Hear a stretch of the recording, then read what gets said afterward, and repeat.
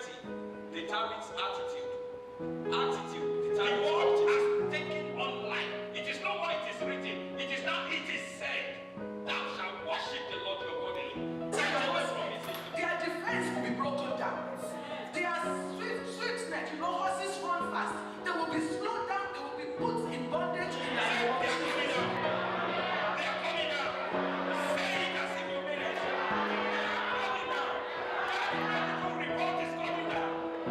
That negative report is coming down. That letter that I don't need you, you are not wanted in Canada is coming down.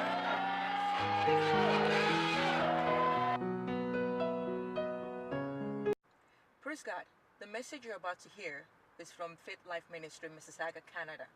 Remember, faith comes by hearing, and hearing by the word of God. Your life will never be the same again. Enjoy.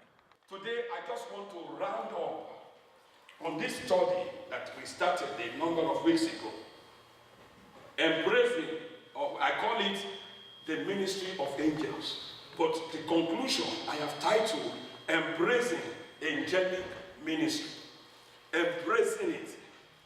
In other words, receiving, appropriating, and manifesting it. When you embrace something, you receive, you believe that thing first, then you receive it. And then you take it as your own, and it becomes your own. The ministry of angels is real. Angelic ministry is real. Oh, there are many of them here today. If God opened the eyes of some of you, you will jump out of your chairs. Because the person sitting beside you, you will see how tall he is, how strong he is, and how clean he is. You don't know. Even every day that you walk, there are angels walking with you. Hallelujah. And they have only one assignment, to help you. That's the assignment. They are there to help you. Amen. Come with me. We are going to look at a story in the Bible. And I don't know where the situation, what your situation is today. One, I'm glad you are in church today. I don't know what your situation is today. I want you to find yourself in this story. If God can do it for this man and these people, that same God has not changed. He said, I am God, I change not. Therefore you, the seed of Jacob, are not consumed. Jesus Christ the same yesterday, today, and forever. If he has done it for one person or for one group of people, he is eternally obligated to do it for all, because he has no favorites. If you find yourself in this story, then you can step into 2015 with a bold assurance that 2015 shall be far better, and it shall be as the Lord has said. Amen. Paul stood in the midst of hurricane. After many days, he stood in the midst of hurricane and said, I believe God. He said, tonight an angel of the Lord stood by me and said, Paul, you will get to go. And he said, I believe that it shall be as I have been told. So brethren, cheer up, eat. And he himself went to food in the middle of hurricane. So what you are going through is irrelevant. There's nothing you are going through that is superior to a great seven hurricane. That was what they were going through. They have thrown everything away from the ship. They did not see the light for days. Professional sailors. The Bible says, even Paul said, we have lost all hope of ever surviving. But here comes the angel of God. Because the destiny of a man has not been completed. You are not done yet. Your destiny is not completed yet. So therefore, 2015 shall see you on a higher pedestal in the name of Jesus. Amen. And Paul said, there shall be no loss of life. Amen. What gave him that confidence? Because he had an understanding of that the angels are there to help. They bring word from God. They perform the counsel of God. And he knows that the angel of God is with him. So he stood, and it was exactly like what he said. That is why I know every prayer point that you have been praying, God will honor the voice, the word of your mouth. Yeah. 2015 shall be as you have requested God to do in the name of Jesus. Amen. Amen. Amen. Hallelujah. Hallelujah. Can you make my microphone a little higher, please? 2 Kings chapter 18. Because I still need this voice for some more days. 2 Kings, come with me. This is a wonderful and marvelous story. 2 Kings chapter 18. Not too high, not too low. Thank you. You find chapter 18?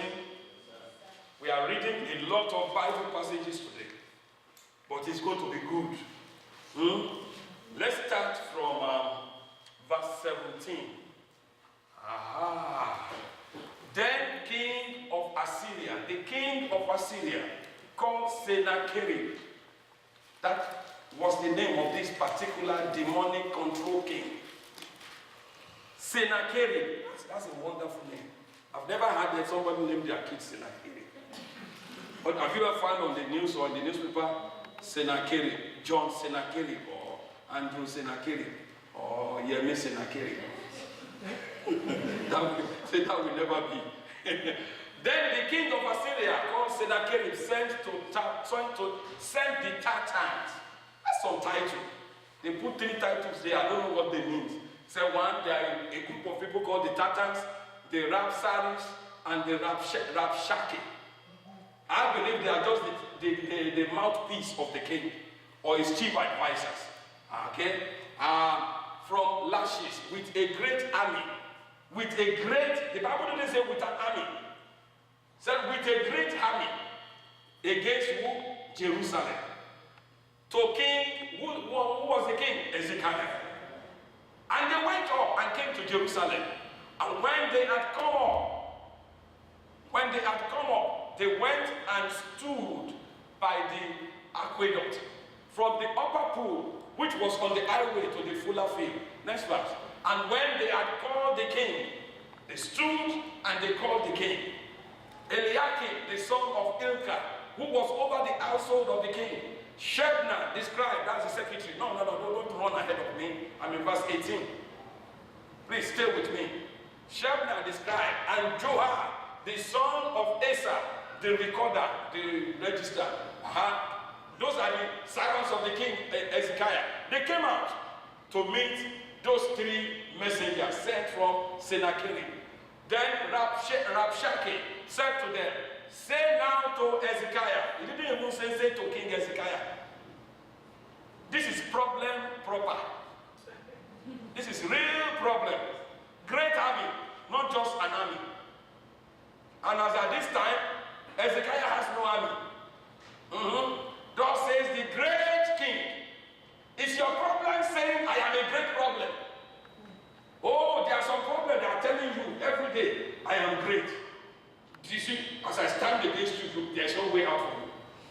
There are some situations you are being confronted with that all you see is the problem. That was what Ezekiah was confronted with. And he said, okay, the great king, the king of Assyria, what confidence is this in which you trust? How can you be sure that your husband will ever show up? You, the way God made you think a man will go for you? Yeah. Let's go on. You speak of having plans and power for war, but they are mere words. And in whom do you trust? Have people said that to you? Or is your situation saying that to you? That in whom do you even this God that you carry this big Bible? Has God ever delivered anybody or given them their permanent residency that has similar case like yours?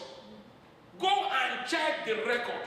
Nobody has ever been allowed to stay in Canada that came from where you came from. This is a great problem. If you had known, you would have stayed where you are. Hallelujah. I believe I'm speaking to somebody in the house. I believe I'm speaking to somebody. And in whom do you trust that you rebel against me? That you did not bow your knees? There are many counsels that will come the way of a man. Especially in the area, one of the key areas of grace upon this house is in the area of immigration. And there are many advisors out there. Go and do arranged marriage. I stand against that any day, any time. I stand against it with everything within me. I would rather be deported and go to arranged marriage. Because whatever my God cannot do, I don't want it. This morning we were told in the Bible study that whatever you compromise to get, you will lose. You compromise to get your paper, you will lose it. It's the word of God. Hallelujah. And in whom do you trust that you rebel against me? Next verse. Now look, you are trusting in the staff of this broken reed, Egypt. On which, but was Hezekiah trusting in Egypt? No. Because they don't know what was giving Hezekiah the confidence. Now they began to just, I don't know, people said that about you. What gives you this confidence? You just walk as if you own this country. And you don't even have paper. And you are doing as if you are Prime Minister's son or Prime Minister's daughter. Your eyes will soon see. By the time they get you, you will know. But you are doing good. It is well in Jesus' name. Amen. Egypt, on which if a man leans, it will go through his hand. That means Egypt cannot even support himself. And they are right. Amen. So don't go to Egypt to look for help. The Bible says, woe to those who go to Egypt for help. What is Egypt? Egypt represents the hand of man.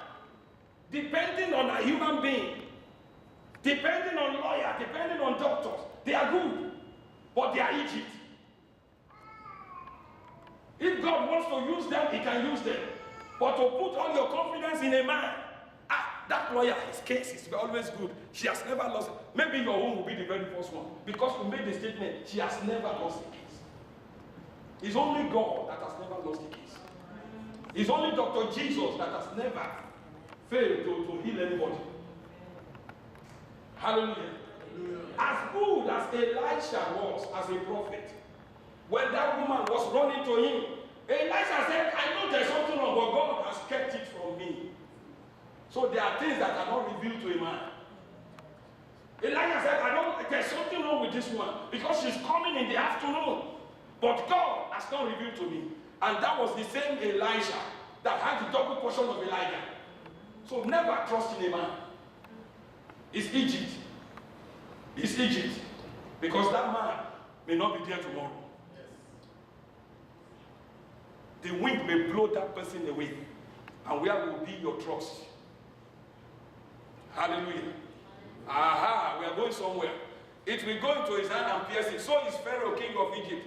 Good word. Good word. Verse 22. Let's keep going to 22. But if you say to me, we trust in the Lord our God. Now, this is where this guy is missing it. And this is where those situations are off track. Because whatever is challenging you is challenging your God. And if God be for you, who or what can be against you? Nothing. The man will have done well if he had stopped in verse 21. But he crossed over to verse 22. Began to challenge the one that gave the position to his forefathers. Hallelujah.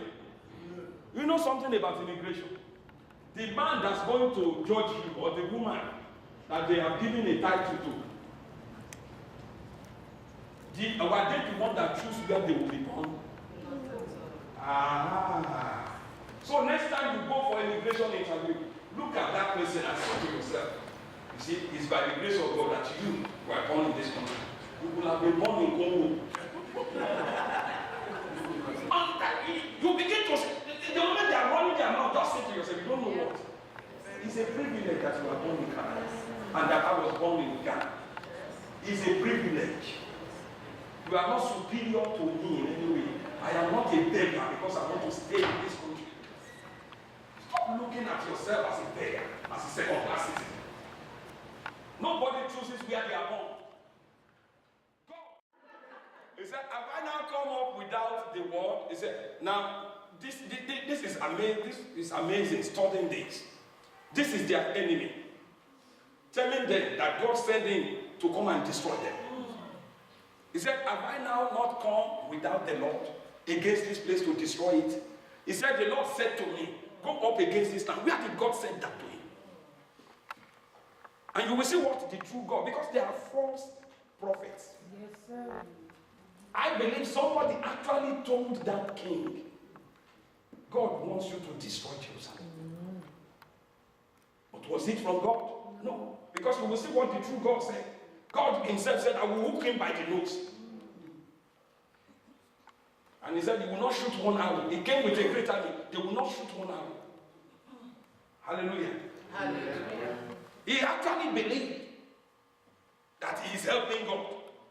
How many of your adversaries believe they are doing God a favor by dealing with you? Some people are keeping some people's fire. I'm going to teach those immigrants some lessons. They are toying with their job. I'm telling you. They are playing with their source of income.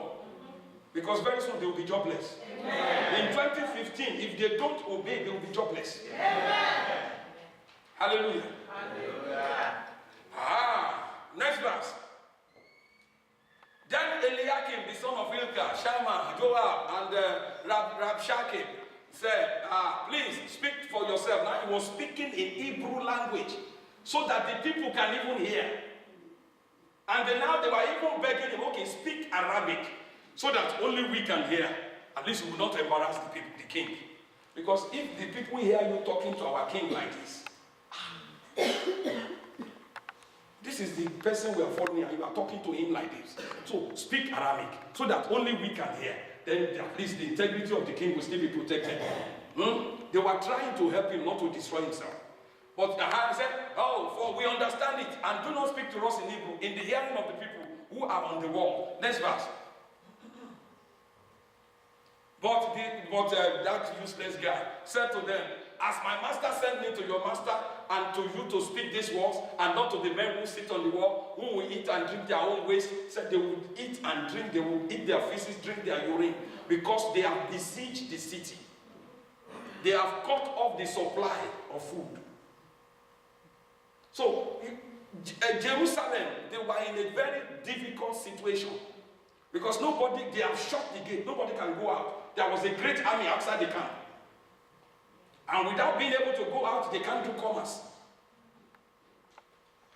So they are either going to be destroyed by the king, or they are going to die of starvation. In other words, they were doomed by the world. This guy believed they were doomed. So he was trying to rise up the people to rebel against their king and come and surrender themselves. But let's see whether they took the bait. 29.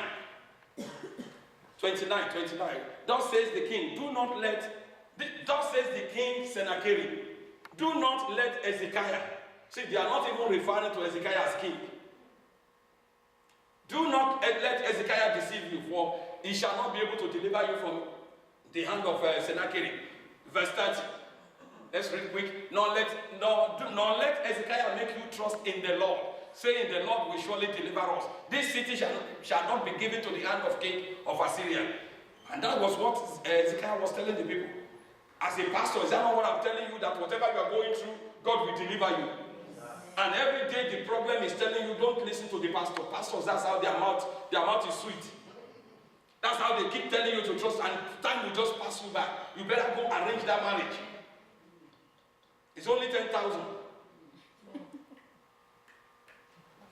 But from history, I know people that have arranged it, and their 10,000 went down the drain. I know people that have done it, knowing better. Something in the right side almost went to the right side. There is a pastor friend of mine. His marriage almost broke apart because of a green card. And after many years, he said he's going back to Nigeria by himself. So all the wahala that he did for the green card doesn't worth it. Hallelujah. I don't know why I keep saying that. If you are about to make that decision, don't make it. Don't make it. Trust God. If God can deliver Hezekiah, I can deliver you. He said, make peace with me by a present and come out to me. And every one of you eat from his own hand. When you come out and make peace with me, agree to follow me, you will be eating from your own hand, and you will drink water. Everything will be right. Everything will be good. But it's a lie. That's what the devil is saying. If you bow, you will burn. Yes, The devil is telling you just bow and everything will be right. But God said if you bow, you will burn. And that's what he's telling them. Just bow to me. Rebel against your leader. Stay with me and everything will be fine. I will give you food. Nobody will threaten you. Amen. Next verse, 32. Verse 32, let me see where we stop. I want to read this whole passage. I don't want to just give you the background. Until I come and take you away to a land like your own land. So in other words, he's coming to take them. He said, God who gave them the land where they are. And he said, I'm coming to take you from this land. But meanwhile, until I take you, you will eat and do whatever you want. Then I will take you to another land that looks like the land you are. A foreign land. Where the Bible said planted in the house of the Lord, they will flourish. That means if you are not planted where God planted you, wanted you planted, there's no flourishing. And he's saying he's coming to pull them away to another land that he chooses to put them. To a land like your own, a land of grain and new wines, a land of bread and vineyard, a land of olive groves and honey, that you may live and not die. But do not listen to this one that is leading you, lest he persuade you, saying, the Lord will deliver us. Verse 33. As any of the gods of the nations at all deliver his land from the hand of king of Assyria. I don't know what that king of Assyria is in your own case. And he's telling you, have you ever heard of anybody being delivered from this kind of problem? But I know there is a God in heaven that is bigger than every problem. There's a song say, bigger than every problem, bigger than every God is.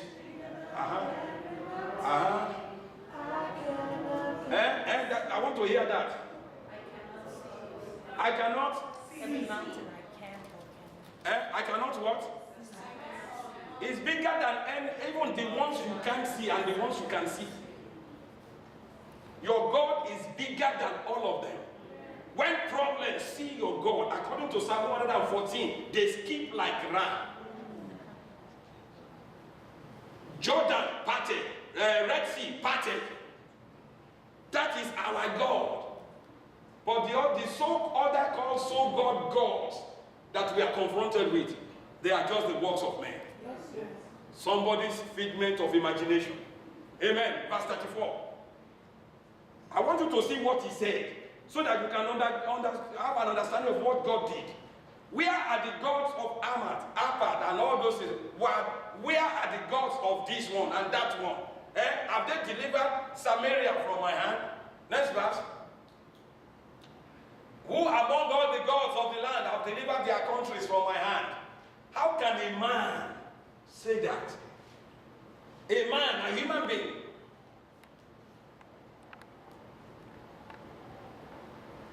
Nebuchadnezzar, that conquered 2/3 of the whole world, ate grass for 7 years for saying, this is Babylon that I built with my hand. God made him eat grass for 7 years and nobody took his throne. So you know that is divine punishment. Because if they have dethroned him, you will say, oh, it was palace school. God kept the throne, but they kept the guy locked up in cage for 7 years, eating nothing but grass. Until he got to a point and said, Lord, you are God. And then God said, now you have learned your lesson, go back to the truth. That is God we are dealing with. And it's the one that is going ahead of you in 2015. Amen. So now tell me which problem will stand against you. I am going to 2015 with confidence. With everything within me, I believe it's a better year. I believe the hand of my God is upon me. And he will grant me speed. Oh, I don't mind. It doesn't matter how many people have gone ahead of me. I will overtake them. Amen. Amen. Can we see the next verse? I want us to stop with 37. But the people held their peace. Thank God they held their peace. And answer him not a word. Because at times, you know this guy is a fool. And you come across human beings like that. You don't need to answer them well, just hold your peace. Yes, this one that is talking against Jehovah God, he doesn't know anything. His hand is about to come. So they held their peace. Just be watching. And because the Bible said, don't argue with a fool. Who is a fool? The one that said there is no God. Yes, sir. And this one said there is no God that is like me. So the people have been taught well. So they said, this one, and let me see where the whoop will land on his body. And he did land it. Because from even his own house, you will see at the end of the story, his own children killed him. His own children. Rebellion in his own house. The seed he was trying to plant outside happened in his own house. Amen. Let's read the last verse. Then they went and told Hezekiah. They went to him, tore their clothes. Why? Because the guy blasphemed Jehovah God. And they went back to the king to report. So, chapter 19, verse 1. So what did Hezekiah do when they came to him? This is very vital. And so it was when Hezekiah heard that he tore his own clothes, covered himself with sackcloth, and went into... That is the step to deliverance. Going to God with the problem. If the guy took everything and said, okay, I've had, truly, I can't match this guy, but I know one who can. And he went to the one who has never lost a battle. Next verse.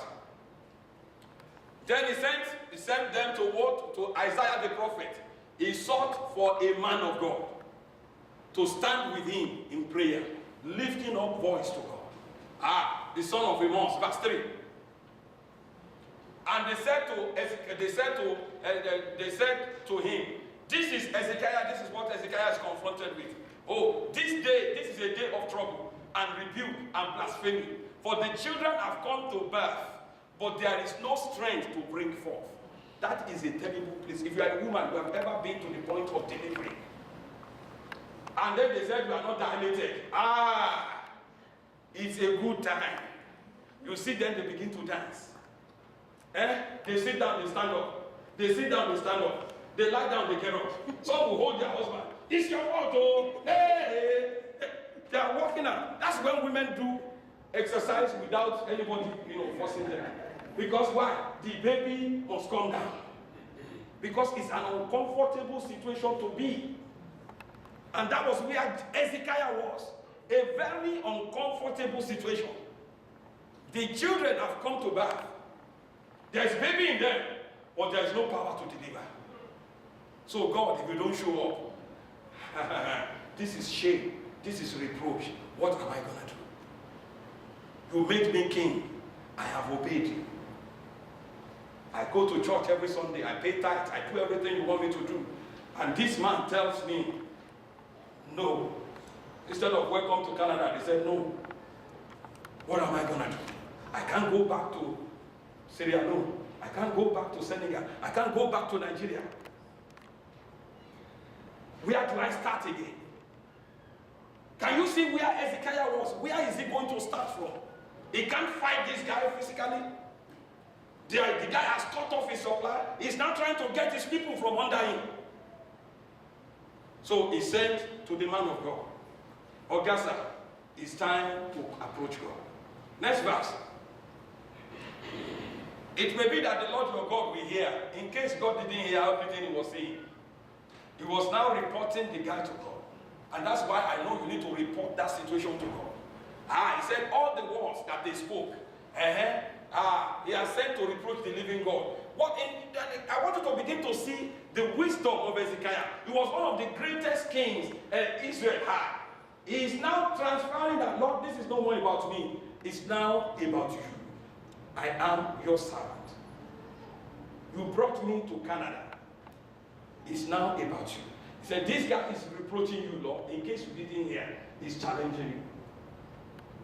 And will rebuke the words which the Lord your God has had. Therefore, lift up your prayer for the remnant that is left. And next verse says what? So the servant they came to Isaiah, they told him, next verse, we are going to stop on verse 8. So Isaiah said to them, thus you shall say to your master, Prayer is communication with God. When you talk to God, He speaks back. Always wait for an answer. Don't assume the answer. The answer you will know will be here. You will know. And this is what the Spirit of God said through Isaiah. He said, do not be afraid. So what was the first thing God addressed? Yeah. And in your case, what do you think God will address first? Fear. That's always the first thing. Until you address the fear, God, you cannot experience the hand of God. Until you do away with fear, that's the first thing. Somebody said 365 times in the Bible, God always said, fear not, do not fear, don't be afraid. Because if you are given to fear, you have paralyzed the power of God. Your angels cannot do anything. So don't be afraid, which you have had. Yes, they have told you, we have 3 more months. Go get this, go get that. Oh, that job you've gone for interview. They said you are not qualified. Oh, God is saying, ignore what they have said. I know you have heard, but listen to me. Listen to what I'm going to say. Which the king of, the servants of the king of Assyria has blasphemed me. Okay, next verse. Verse 7. Surely I will send a spirit upon him, and he shall hear what? A rumor, and return to his own land. And I will cause him to do what? To fall by the sword of his own hand. Is this God? Yes. Because we are entering a time where people are not saying, oh, to pray that somebody grant you swallow somebody else. Pastor, maybe that's too harsh. Is this God? Somebody challenge your God. And the Bible said, rebellion is like witchcraft. And never suffer a witch to live.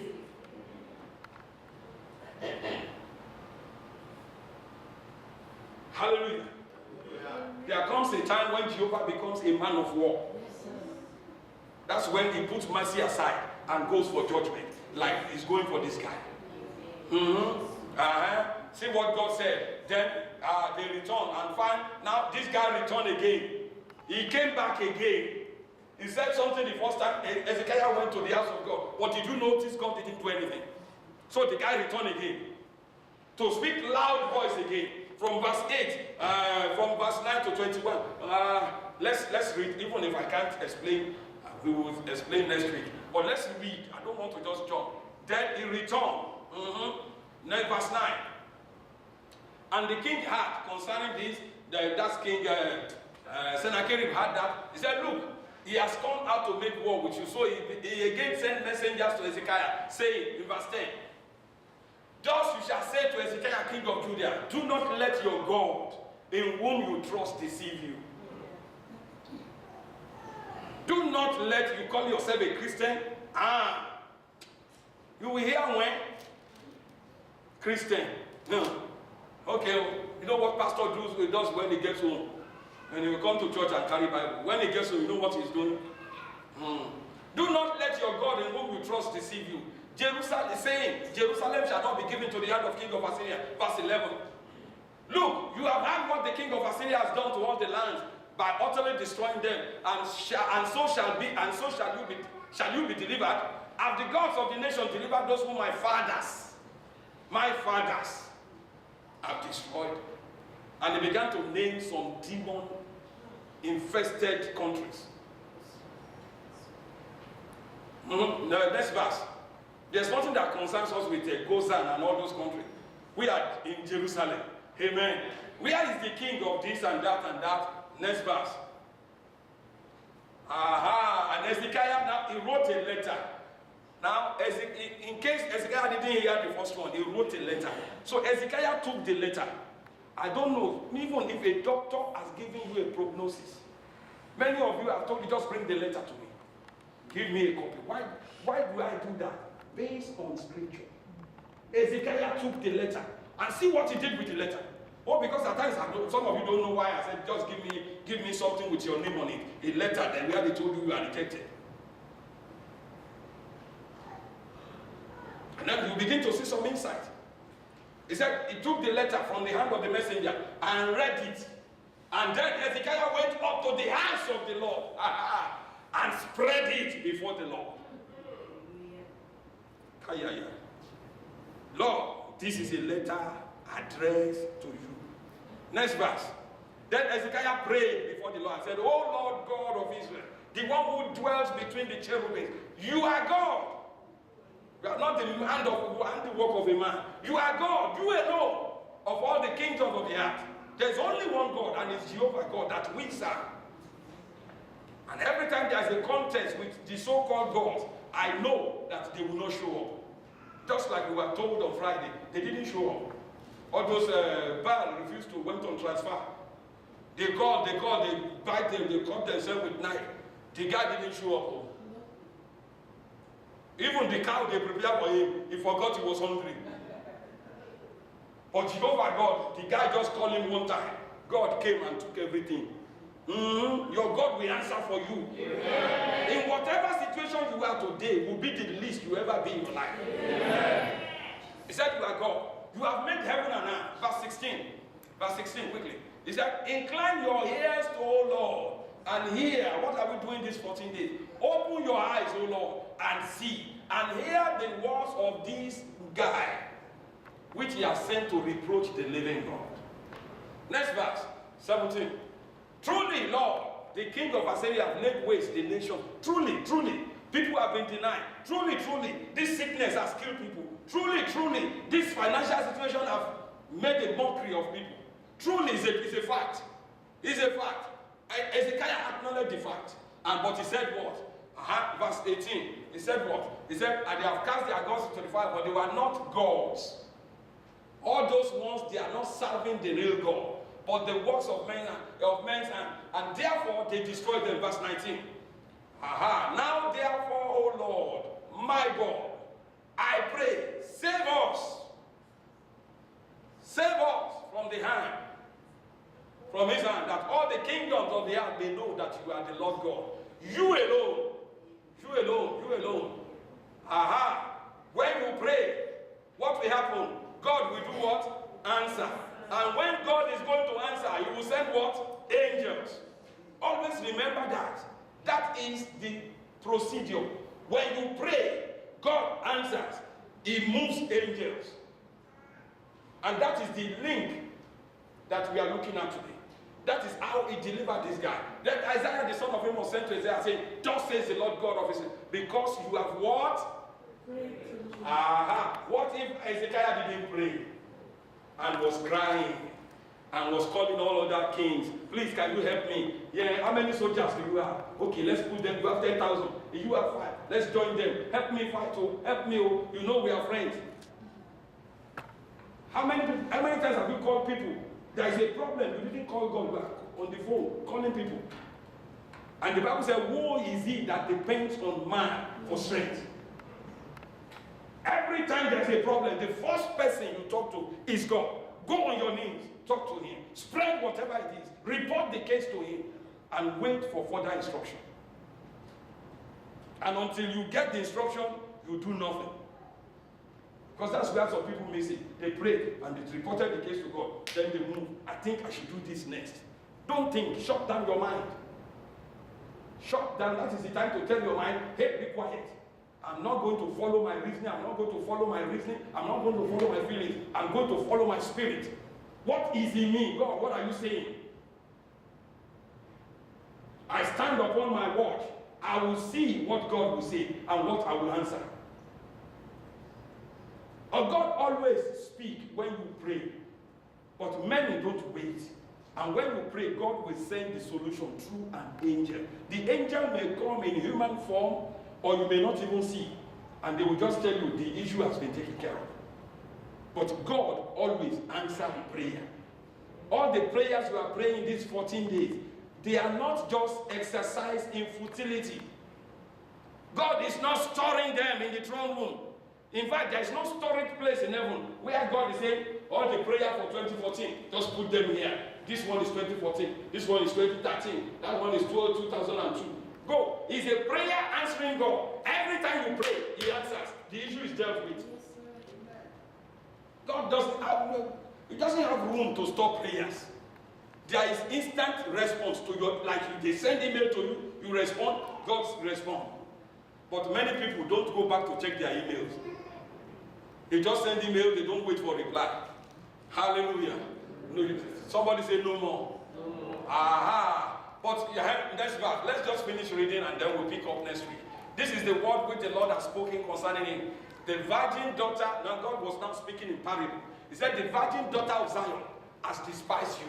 They have laughed you to scorn. The daughters of Jerusalem have shaken their head behind your back. In case you don't know, people are laughing at your back. She's going again. Jesus' mommy. She's going. She's going. Jesus' mommy, see. They told one of my brothers here, they said you go to church too much. The following week, he got the breakthrough that they can't deliver for him. They can only pity him. But the guy plugged himself in. And they were trying to move him away from the breakthrough. Why do you go to church every time? Well, because you can't do both. And I know what I'm saying. If you plug into God, you will discover that the word will be getting out of you won't have that affinity for party, for every other thing anymore. Your association with the world will begin to be reduced. And then the world will mount pressure on you. Because they enjoy your company. They enjoy your problem. They like it when you are a problem. Have you gotten your paper? No. Okay. Have you tried it? Okay, I will try it. Then 2 months later, did you get it? Okay, it's always like that, my brother. Just drink. There's somebody's birthday next week. Let's go there. Just put the problem aside. But they won't tell you, go to church, you go talk to God. But the moment you are going to church, why you went to church? Why is it every time you go to church? Hallelujah. Never listen to the word. Because the solution is in the presence of God. And they said, oh, they are laughing behind your back. Next verse. Let them laugh. They are laughing. It doesn't stick to my body. Whom have you reproached and blasphemed? This is a question God is now asking. In a parable, who have you reproached? Ezekiel didn't reproach him. So God is now speaking a parable concerning Sennacherib. He said, against whom have you raised your voices and lifted you up your eyes on high? Against the only one of Israel. Now, next verse. This is very important.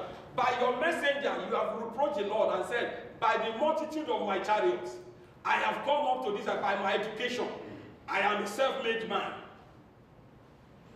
I got me a good education, got me a good job, I did well in the interview. Oh, then I did well in that place, I got me a promotion. Me. That business, I built the business from the scratch. That's why I'm a millionaire. That was what Sennacherib was saying. And see what God said to him. So the limits of Lebanon, I will cut down its tall cedars, its choice cypress. No. Yeah, that's it. I will enter the extremity of his border to its fullness. Next verse. I want to also look at what God has said. Oh, it still kept on talking here. I have dug and dropped. Next verse. I want to show you what God. Did you not hear long ago? This is God speaking now. Long ago, how I made it. From the ancient times that I formed it. Now, give me the Amplified. Because whatever you are today, God made you so. Yes, sir. And that's what God is telling him. But says the Lord God, have you not heard how I ordained long ago what now I have brought to pass? All those nations you have conquered, I ordained it long ago. I planned it in the olden times that you, king of Assyria, should be my instrument to lay waste fortified cities, make them ruin heaps. I did it, not you. You are just an instrument I was using. I gave you that education. I gave you that business. The scholarship, I made it possible for you. Even though you didn't know me, but I was using you to prove a point. Now, next verse. This is why their inhabitants have little power. They were dismayed and confounded. They were like plants in the field. Next verse. But, oh Sennacherib, I, the Lord, know you're sitting down. Before the problem got there, God knew the constitution of the problems. You're going out, you're coming in, and you're raging against me. Now, see what God said. Because you're raging against me and your arrogance and careless ease have come to my ears. Not only once, not twice, You even wrote a letter. I will put my hook in your nose and my bridle in your lips, and I will turn you back by the way you came, O king of Assyria. Verse 29. And then for Hezekiah, God gave him a sign to show that he would actually do what he said. That his judgment will come. I read this and I said, Lord, it will never come out of my mouth that I have achieved anything. All the glory shall be yours. The guy was winning wars, and he thought it was his smartness. And God said, if you don't understand, I planned it long ago, from the ancient times, that you will be doing this. But because you don't know, I'm going to hook you, and it's not good to hook by the nose. Now, this is a lengthy passage. There's still the concluding part, which I will pick up from next week. What actually happened after God spoke? In one night, God released one angel in one night, and the angel killed 185,000 soldiers. How many? Now, the guy came with a great army. But when they woke up in the morning, all they saw were dead bodies. Even if you are the commander-in-chief, your leg will shake. These people were talking last night. They were drinking, they were merry. All of a sudden, they were lifeless bodies. Sennacherib forgot the battles he had won before. And he picked rage. Said, there's something about these Jews. Don't go against them. He ran back to his own shrine. Inside the shrine, the judgment of God met him there. His sons killed him there. One angel.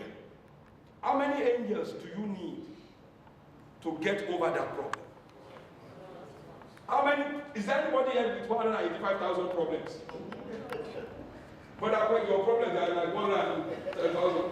You don't even have 100,000 problems. If one angel can solve 185,000 problems in one night, then we don't have an issue. What we have is commitment issue. We just need to trust God.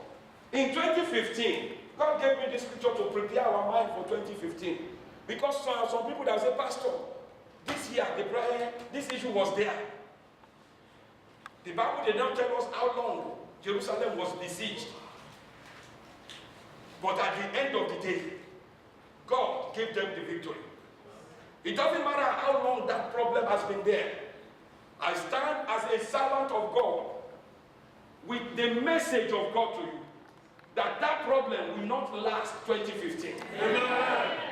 That your back may be against the wall today, but this coming January 1, your joy will be made manifest. Amen. People might have laughed behind you and mock your God. In 2015, they will come to your church to do Thanksgiving with you. Amen. You believe that? Give me a believing amen. Amen. God is a giant slayer. Inside every giant, there are ants. If it is a human being that will decide whatever you are waiting for, if it's a human being, then 2015 is your day, is your year. Because there is nobody that God created that can command. And only God is the creator. Satan is not the creator. So whatever, whether in your physical body or in your expectation, or in your finances, raise up your head. Do like Hezekiah. Go to God. Refuse to bow your knees to what they are writing. They are reading their writings. They don't know what they are talking about. And let your God prove himself in your life.